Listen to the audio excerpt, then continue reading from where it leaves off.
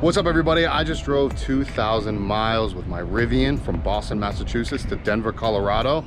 I'm gonna show you how I did it in this video. It's actually a lot easier than what everybody perceives it to be.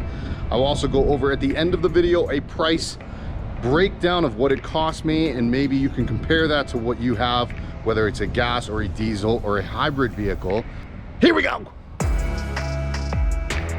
Hopefully the people that are new to the channel understand that I'm here to give you informative entertainment. That is all what I try to do throughout my channel. Inform people of certain things, whether it's a building thing or how to do something, drive cross country in an EV, whatever it is, and then try to be as entertaining as possible. So hopefully the people that are new to the channel can understand that. We are gonna get back to me driving cross the country right now in the Rivian, which is back over there. But first, I wanted to mention that this video is sponsored by Discount Lots. Why is Discount Lots important to me? Well, behind me right now, I am building a tiny house that is 24 feet long, 8 feet wide, and total height's gonna be about 13.4. It's gonna be fully off-grid, solar panels, incinerator toilet, hopefully.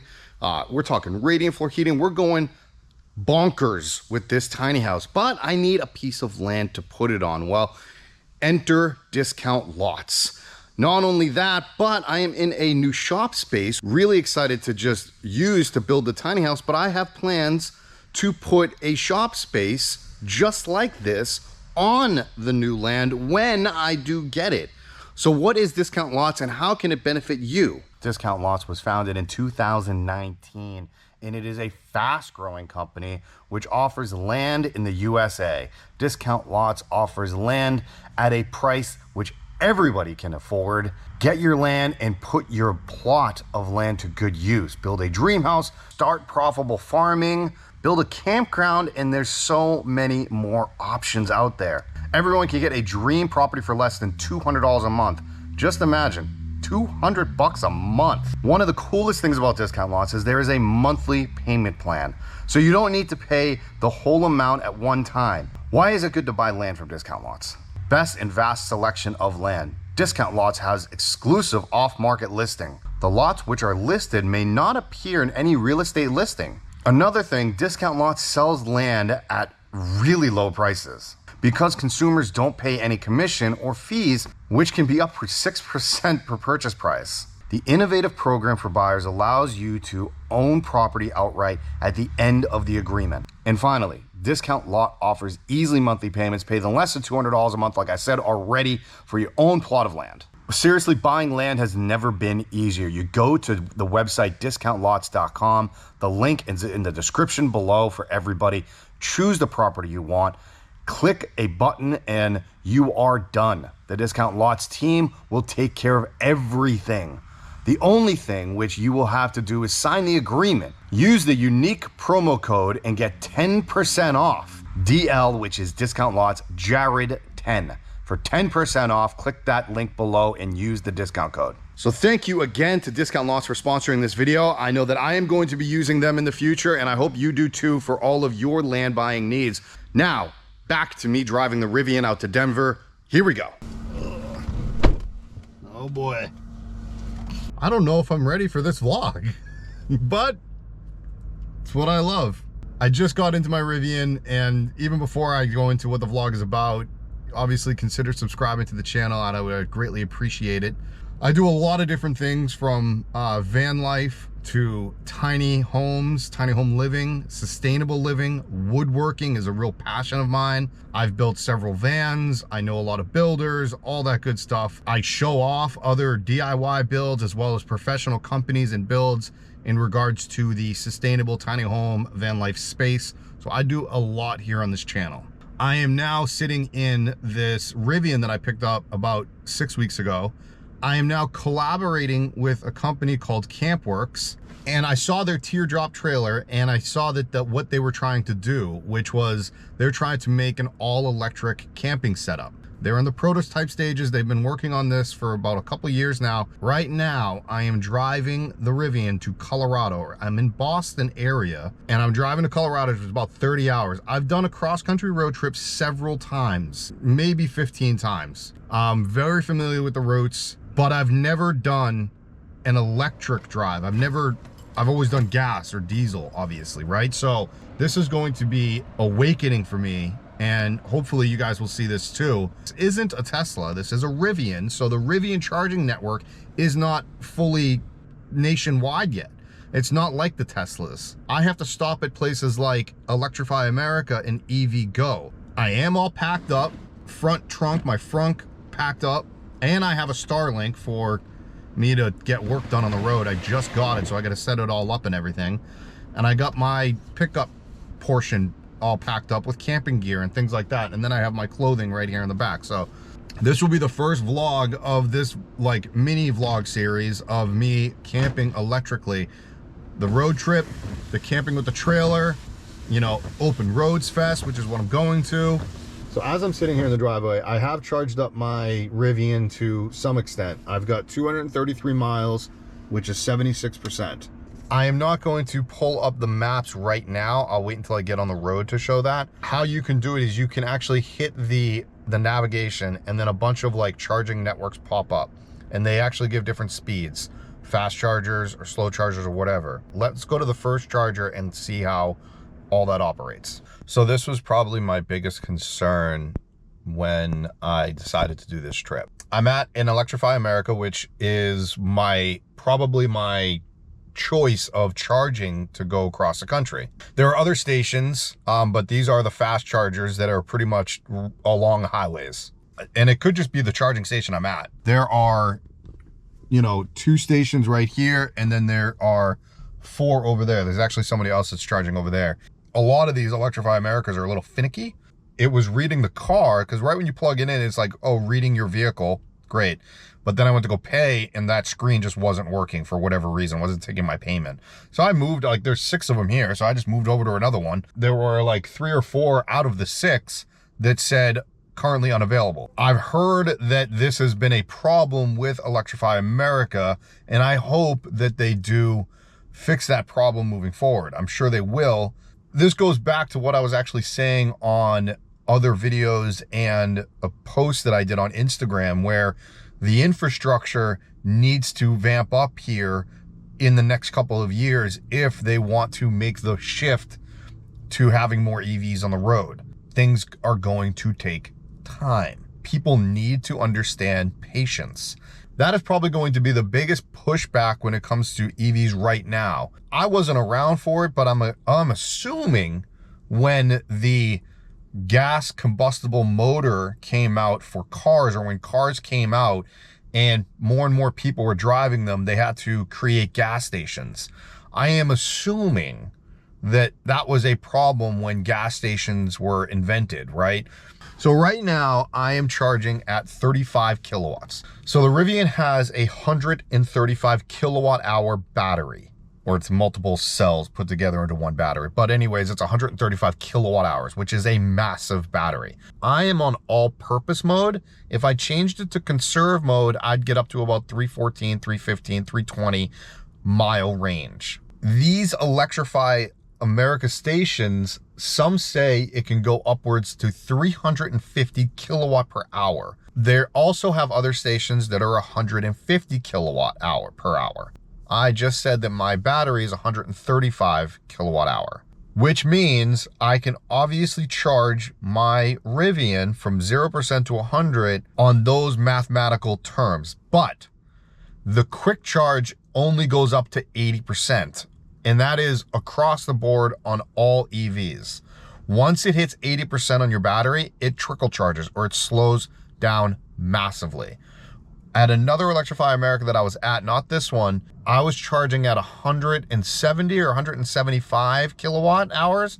And then once it hits 80, it dropped down to like 40 or 50. I forget what it was, but it dropped down significantly from 80 to 100. Right now, for some reason, this station I'm at is charging at 35 kilowatt hour. Whether you have a gas or an EV, you are sacrificing something. If I was to drive from Boston to Colorado right now in a gas motor, I would be spending a lot of money, but I'd be saving time.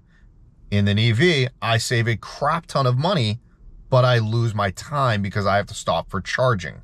I'm testing my waters. I'm seeing if I can handle stopping every 3 to 4 hours to stop for 20 minutes to an hour, depending on the station. I could go and sit down at a restaurant for the next hour or maybe half hour, whatever it is to me to eat some food and get a good charge on this. I also have my laptop with me and I have a Starlink satellite, internet thing. So technically I could set that up and get some work done. I got a book. Shout out to my friend Alexa on her book. I could always whip out the book and see what's up. So I'm going to try and figure that out right now. The sun is setting. It is almost 8 p.m. local time. And I'm going to probably drive up until about 11 or 12. Probably going to sleep in my truck, to be 100% honest with you, because I like to save a little bit of money. Okay, it's a couple hours later. I was at that charging station a lot longer than I wanted to be at. You pay per minute when you're at Electrify America, and the kilowatt per hour never changed from like 37, 38 kilowatt per hour. So I did some stuff while I was there, but I was there for like an hour and I got up to a decent amount. It was like 78% on battery. And then I found another spot, another Electrify America, which I'm at now, which was about a little over 2 hours away. I've been on the road for about 8 hours, give or take, but there was a lot of charging there and a lot of figuring stuff out. So 6 hours from my house with not stopping, right? So you add in the time of, number one, finding the charging stations, number two, sitting here charging. So there's definitely some added time, obviously, and we knew that going into this, we knew that. So let me get out and show you guys. So I'm charging at 176 kilowatt per hour.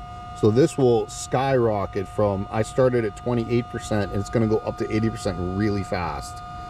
I've been already 10 minutes in, $13 in charge. It's at 43 cents a minute right now.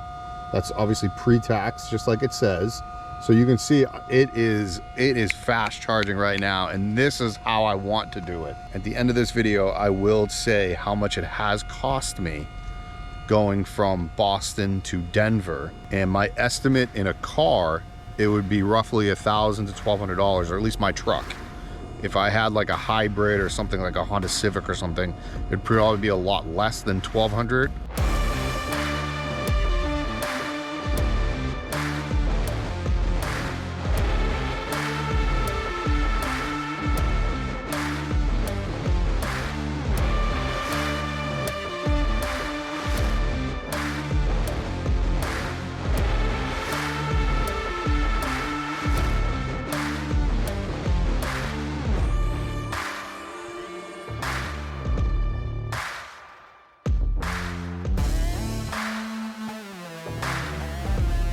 Obviously, it's nighttime right now. I am a little over halfway done with my trip. Started in Boston, on my way to Colorado for picking up a trailer that I'll be towing, and that'll be in a separate vlog because I want to do a test of what it's like to tow something with the ReLion. This vlog was not only an educational vlog for everybody out there, but it's an educational vlog for me too. Like, first of all, I never owned an EV until like 5-6 weeks ago.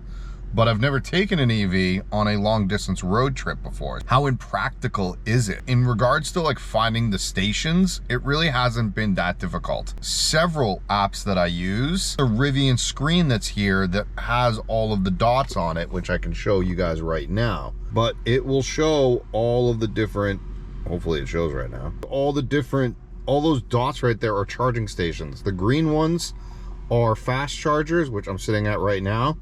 And the gray ones are different. You can also search by network. ReLion has their own. ChargePoint is a network, which is a brand company. Electrify America, EV Connect, EV Go is also fast chargers, and Greenlots. Found out Greenlots is owned by Shell. Numbers wise, I'm halfway through the trip right now. I have gone to, this is my 6th, fill up charging station. I'm also a maniac when it comes to driving. Do not do what I do, as in drive 18 hours in a day. I am a maniac. Do not do that, please. It's not safe. So the first one was $31, then $40, then $42, then $37, then $40, and then plus change. So I did a little bit of math for everybody here. $192.60 and I'm a little over halfway there. I am gonna go get some sleep. I'm gonna sleep in the front seat of the car yet again, because I wanna get to my destination as quickly as possible. I am crazy, don't do what I do.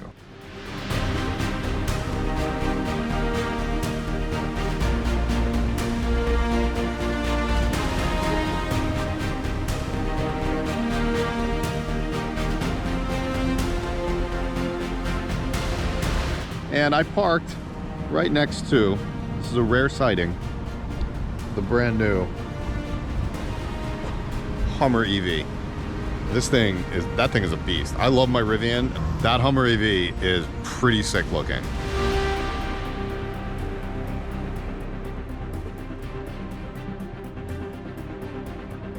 Morning. I'm on the road again. Last day of driving, hopefully today. I got about 11 hours to go. 10, 11 hours, something like that, I don't know. Do things a little differently today. I think I'm gonna try and stop more frequently and only charge it up to 80%.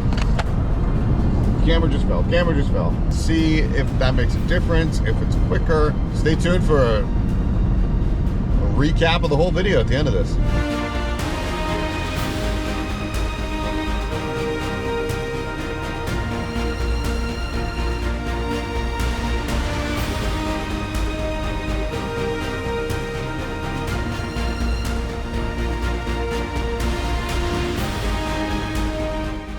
Look at this. I got a Rivian pulling in next to me.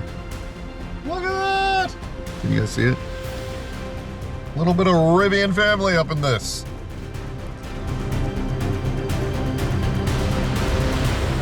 All right, it's been a couple days since I got to my hotel. I am now leaving, and I'm going to conclude the video of me driving from Boston, Mass to Denver, Colorado. Right now, it looks like on average I spent, my handwriting is horrendous, but on average I spent, you know, between $30 and $40, give or take. Thursday I only stopped twice because it was late in the day, and then Friday I stopped 4 times, but I drained the battery quite a bit all the way down, and I actually waited until closer to 100%. Sometimes I stopped at 95, or I went all the way to 100. On Saturday, I really wanted to see what it would be like if I went to 80 or 85%. So it was less time at the station, but it was more frequent stops. So it was only 2 more stops. On Thursday, I only spent $72.